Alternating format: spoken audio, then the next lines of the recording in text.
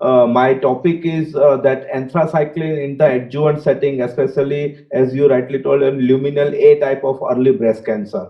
So this is a real debate, and the overall, if we all know the guidelines, then first of all, we all should know that what is luminal A type. Dr. Bhavesh, sorry to interrupt you. Yes. Sir, put it full screen. Yeah, Okay. perfect. Okay. Okay. So, as far as my topic is concerned, we have to be consider whether, first of all, early breast cancer, and that is luminal A type. So, I would like to first tell what is the definition of luminal A type, and this is ER positive, HER2 negative, Ki67 low, PGR, PR is also a high, and the most important is the low risk molecular signature. So this is also very important that whenever we as a medical oncologist consider adjuvant chemotherapy, whether we are considering which point, especially in luminal A type. So this is a wonderful articles published that prevalence of molecular subtypes of breast cancer, and this is a single institute experience of 2062 patients, more than 2000 patients, and in that luminal type A was positive in 37 of percentage of patients, while luminal B type was present in 7.6 percentage of patients. This is the Indian data. So these are very important point. If I will start my presentation. So in especially in early breast cancer, what should be the indication of chemotherapy? Mostly, the endocrine therapy should be used in all luminal like cancers, but the indication of chemotherapy within this subtype is depend on the individual risk of relapse, taking into the account the tumor burden, the features suggestive of biological aggressiveness like grade, proliferation, and vascular invasion, the presumed responsiveness to endocrine therapy, and the patient preference. This is all very important point. The features associated with lower endocrine responsiveness include the low steroid receptor expression, lack of progesterone expression, high tumor grade, and high expression of proliferation markers. So whenever we consider a high risk, especially again in this luminal A type, for those with luminal A like tumor also, the early breast cancer with high tumor burden, that is more than 4 lymph nodes and T3 or higher, should be considered for chemotherapy, as endocrine therapy alone is usually sufficient in most cases, but these are the point where we should consider a chemotherapy. Now, once the question of or chemotherapy has been confirmed, especially in luminal A type, why anthracycline? The anthracycline has been the backbone of adjuvant chemotherapy for early breast cancer in last 30 years. So, is there any chemo drug combination used for more than 30 years? So, such a wide experience. So, this importance of the anthracycline. So, if we look way back, the trials, whatever the started a adjuvant chemotherapy, when it was initially a Benadonna or a CMF protocol, now it's a time of anthracycline. And especially in DFS in OS, in premenopausal women with axillary node positive, the FAC or FEC is even more efficacious. The advantage of this anthracycline containing three drug combination over CMF was unequivocally confirmed in an individual patient data meta-analysis of the early breast cancer trialist collaborative group. Altogether, of 1 lakh patients, see the number of the patients, in 123 randomized trial were included an anthracycline based regimen with substantially higher cumulative dose than standard 4AC or CF was superior to standard CMF. This is very important. So the trial who are performed that this type of adjuvant settings, the most adjuvant chemotherapy trial were performed in the unselected patient population, or more precisely in the population selected accordingly exclusively to anatomy, like axillary status or demographic, rather than tumor biology. So we are in 2020, we are more our after our debate also, the Geeta madam is also going to say that tumor biology or the genomic profiling. The most of these trials did not stratify the patient according to hormonal status, even though the relevance of this biological factor was well known at the time when the trial was designed. So as far as the drug is concerned, the which drug, we all know that overall in 2020, the taxane containing combination are superior to anthracycline containing combination, but the anthracycline is always performed better than CMF. In general, however, this superiority is associated with more toxicity. But again, I will in my next 2 or 3 slides, I will discuss the toxicity part also. The benefit of any newer combination over the older one is very small. It is only 3 to 5%. So which subset? So this subset is very important. So we cannot identify the subset of patients who actually benefit from the new drug. In other words, we need to treat 100 patients to benefit only 3 to 5 of them, while administering what is actually a more toxic treatment to the remaining 95 to 98 patients who do not derive any survival benefit. So there are MINDAC trial, especially the phase 3 EORTC 10041 and Big 304 MINDAC trial, where although it was underpowered, it suggests no benefit of docetaxel or capecitabine versus standard anthracycline-based adjuvant therapy for patients with early breast cancer at high clinical risk and high genomic risk. So this both point is very important. We have to consider a clinical risk as well as genomic risk. So controversy point is, on one side, if Ranga Rao said it was 7, if I say it will look 5. I think we both are right, but these are the controversy point. The systemic review again or meta-analysis, anthracycline versus non-anthracycline adjuvant therapy for early breast cancer.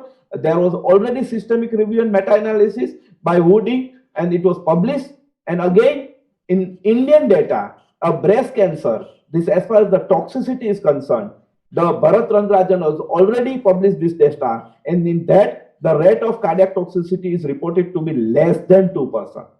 While again important is, in the trials that evaluated taxanes, the incidence of hypersensitivity reaction to paclitaxel is approximately 5%. So friends, these are the very important point. And finally, the adjuvant chemotherapy field look and World of Journal of Clinical Oncology, these are the conclusion that we personally believe that the anthracycline still have an important role in either in neoadjuvant or adjuvant care of the patient with early breast cancer. Anthracycline plus taxanes are important component, what is called today third generation regimen. And this includes regimen as 3 cycles of CEF, FEC, followed by 3 cycles of docetaxel as developed in the PSES01 trial, 4 cycles of AC followed by paclitaxel or docetaxel as used in CLGB 9741 and ECOG 1199 clinical trials. The 6 cycle of TSE as in again BCIR 001 trial and the trastuzumab containing regimen from the NCCT 9831, NSABP B31 and BSIR 006 studies. So final friends, my conclusion is, despite failing to show non-inferior, the word non-inferior to the non-anthracycline and non-anthracycline in patients with early breast cancer, it provided evidence that both regimens significantly improves DFN and OS, and TC regimen, that is, if we consider a non-anthracycline, may be non-inferior, not superior to anthracycline containing. The decision on adjuvant systemic therapy should be based on the individual risk of relapse. This is very important. The predictive sensitivity to particular type of treatment, the benefit from their use and their associated short and long-term toxicity, the patient's biologic age, general health status, and comorbidity and patient preference. This is very important. The conclusion of ESMO guideline, where they also concern the patient preference, is a very important point. All luminal-like cancer should be treated with endocrine therapy, but most luminal tumors do not require chemotherapy except those with high disease burden. This is very important conclusion, that this high disease burden we should be predict either by MammaPrint or EndoPredict or genomic profiling. So friends, for good ideas and true innovation, you need human interaction, conflict, argument, and debate. Thank you. Thank you very much. Over to Dr. Gangara. Okay. Thank you, sir. Such a strongly you have plotted your points, and especially you have focused very much on the risk stratification and choosing the drugs. So now I would like to call Sir Dr. Colonel R. Ranga Rao, sir, who is a chairman and senior medical oncologist currently at Paras Cancer Center in Gurgaon, and he will talk against the use of adjuvant anthracycline. So, sir, over to you, sir, please. Thank you very much, organizing team, for inviting me over here, and lovely debate that you've done, Dr. Bhavesh. So just go back to the thing that what exactly we're talking about. Should adjuvant anthracyclines always be a part of chemo regimen in early stage in all patients? Not in all. Exactly what Dr. Bhavesh has said. I'm going to say the thing, we have options.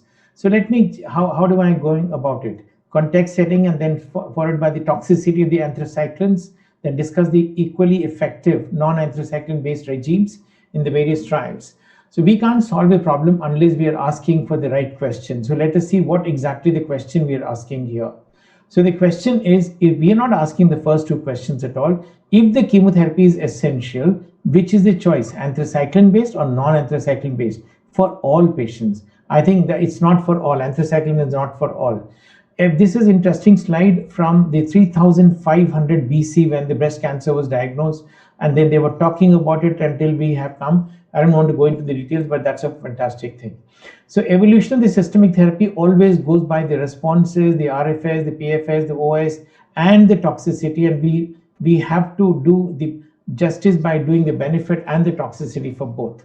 And anthracyclines, as Dr. Bhavesh has very well said, it's been there for 30 years. And it is the mainstay of the breast cancer. Absolutely no debate, nor I'm going to say anything about it, but I think they're going auto. And then the important thing is the concerns of the toxicity and the hematological to the heart and the hematological malignancies. These two are the things, and that made us look for the alternative adjuvant therapy options. And let's see these two options, that the toxicity, cardiotoxicity, and hematological malignancies. Others, I don't think that's worth debating about and talking about. So cardiotoxicity, they can damage the myocardium and cause variety of cardiac effects, starting with the dilated cardiomyopathy, which can present with anything, a CHF to a subclinical or a subtle ECG changes, SVT, and multiple all other changes will have dropping the ejection fraction. And the risk is dose dependent and cumulative, but there's a 10% incidence of post-treatment cardiac decline in the LVEF. And the risk factors are age, which is more than 65 years, and high cumulative anthracycline dose, radiation, pre-existing cardiac disorders, and other risk factors, and also the radiation. So now here this slide shows very clearly that age and cumulative dose are increasing the cardiac toxicity. So we should be very careful in using when the patients, even in the 40 also, the high dose will cause the problem. And they also cause leukemias because they are the TOP2 inhibitors, and they cause the secondary leukemias, MDS, and then by interfering with the ligation, sorry for that. All right, so analysis about 20,000 patients in stage 1 to 3, it showed the risk ratio of 6.8. And the same thing when it's compared with the surgical group, only the surgeons, it is very, very low. So that is one important thing. And the leukemias, when they're treated post-anthracyclines, they have a lot of toxicities when given treatment, they have an adverse outcome, and they have very bad prognosis. So therefore, what are the alternatives? Either we don't give chemotherapy, or we look for a non-anthracycline based chemotherapy.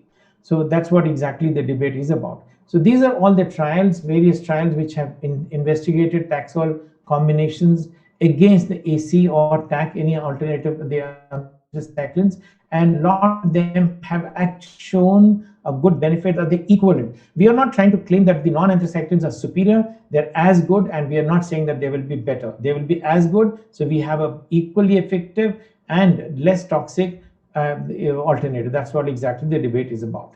So here let's go by the ABC study. They have done all the 3 adjuvant breast trials together. They studied about more than 4,200 patients with lymph node positive or high risk N0 HER2 negative patients, and they were all stratified by the sorry for that. So by the HR status, nodal involvement, and the parent trial, and then they have analyzed in the 69 patients had the HR positive, and most of them had the less limited nodal involvement, almost 80%, either less than 3 or no. And then only few patients had more lymph nodes. TC was statistically inferior if you take the DFS, the invasive DFS, but in the overall survival, there's none at all. and the conclusion was it is as effective and less toxic. And in the exploratory analysis, the TAX-AC was favored by the studies, but then this was not having a statistical significance. But ultimately in HR and N0 disease, this was better. And then you can see in this is the HR positive and N0, that is 2.7%. So TC is better than the TAX-AC. Here we have the similar overall survival.